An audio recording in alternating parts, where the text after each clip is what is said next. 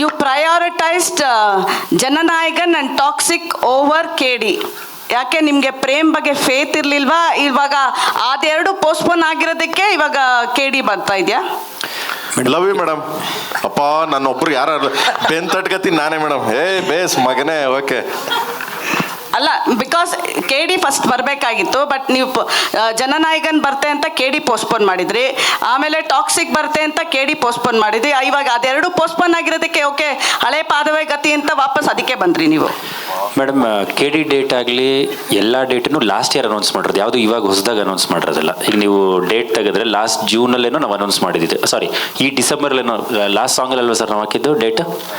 ಡಿಸೆಂಬರಲ್ಲಿ ನೋಡಿದ್ದು. ಜೋಡೆತ್ತು ಸಾಂಗ್ ಯಾವಾಗ ರಿಲೀಸ್ ಆಗಿದ್ದು ಅಂದರೆ ಜನನಾಯಕನ್ ಇವೆಂಟ್ ಟೈಮಲ್ಲಿ ಆಗಿದ್ದು.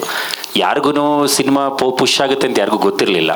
So it was accidental. ಅಲ್ಲ, ಇದೊಂಥರ ಬಾಲ್ ತರ ಈ ಕಡೆ ಆ ಕಡೆ ಎಸ್ಬಿಟ್ರಿ ಸರ್. ಓಕೆ ಆಯ್ತು ಬರ್ಲಿ, ಜನನಾಯಕನ್ ಬರ್ತಾ ಇದೆ ಅದು ಇಂಪಾರ್ಟೆಂಟು, ಟಾಕ್ಸಿಕ್ ಬರ್ತಾ ಇದೆ ಅದು ಇಂಪಾರ್ಟೆಂಟ್, ಎಲ್ಲ ನಿಮ್ಮ ಸಿನಿಮಾನೇ.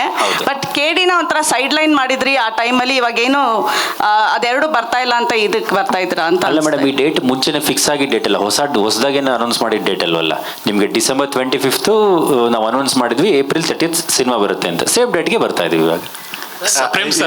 ಇಲ್ಲ ಮೇಡಮ್. ಆಮೇಲೆ KVN ಸರ್ ಅದನ್ನೇ ಹೇಳ್ತಿದ್ರು, ಐ ಹೋಪ್ KD ಪ್ರೇಮ್ ಅವರೇ, ನನಗೆ ನಿಮ್ಮ ಮೇಲೆ ತುಂಬ ಹೋಪ್ ಇದೆ, KD ಮೇಲೆ ತುಂಬ ಹೋಪ್ ಇದೆ. ಐ ಹೋಪ್ ನನಗೆ ಇದು ಬಿಗ್ಗೆಸ್ಟ್ ಸಿನಿಮಾ ಆಗುತ್ತೆ ನನ್ನ ಪ್ರೊಡಕ್ಷನಲ್ಲಿ ಅಂತ ಪಾಪ ಸುಮಾರು ಸರಿ ಹೇಳಿದ್ದಾರೆ. ಸೊ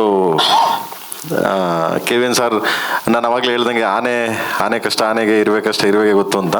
ಸೊ ಅವ್ರವ್ರ ಕಷ್ಟಗಳು ಇರುತ್ತೆ. ಬಟ್ ಎನಿವೆ ನೀವು ಹೇಳಿದ್ದು ಫಸ್ಟ್ ಸ್ಟಾರ್ಟ್ ಮಾಡಿ ಸಿನಿಮಾ ಮತ್ತು ಫಸ್ಟ್ ರಿಲೀಸ್ ಆಗ್ತಿದೆ, ಅದೊಂದು thank you madam, love you. And ನೀವು ನೋರಾ ಫತೇಹಿ ಸಾಂಗ್ ಮೇಲೆ ಎಷ್ಟು ಹೈಪ್, ಎಷ್ಟು ಡಿಪೆಂಡ್ ಆಗಿದ್ದಾರೆ ಇವಾಗ ಹೈಪ್ಗೆ ಮತ್ತೆ ವಾಪಸ್?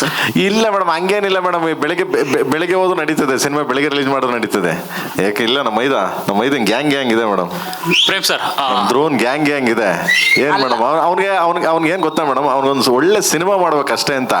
ಅವ್ರಿಗೆ ಒಳ್ಳೆ ಸಿನಿಮಾ ಮಾಡಿದ್ರೆ ಅವನಷ್ಟು ಕಲೆಕ್ಷನ್ ಎತ್ಕೊಬರೋ ಮಾಸ್ ಹೀರೋ ಈಗ ಸದ್ಯದ ಮಟ್ಟಿಗೆ ನಾನು ಹೇಳ್ತಾ ಇರೋದು. ಓಕೆ ಅಲ್ಲ ಸರ್, ಇವಾಗ ಧ್ರುವ ಸರ್ಜಾ 2.0 ಆಗ್ಬಿಟ್ಟಿದ್ದಾರೆ. ನೀವೇನಾದ್ರು KD ರಿಲೀಸ್ ಮಾಡಿದ್ರೆ ಅವ್ರು ಕ್ರಿಮಿನಲ್ ಆಗ್ತಾರೆ ಗ್ಯಾರಂಟಿ.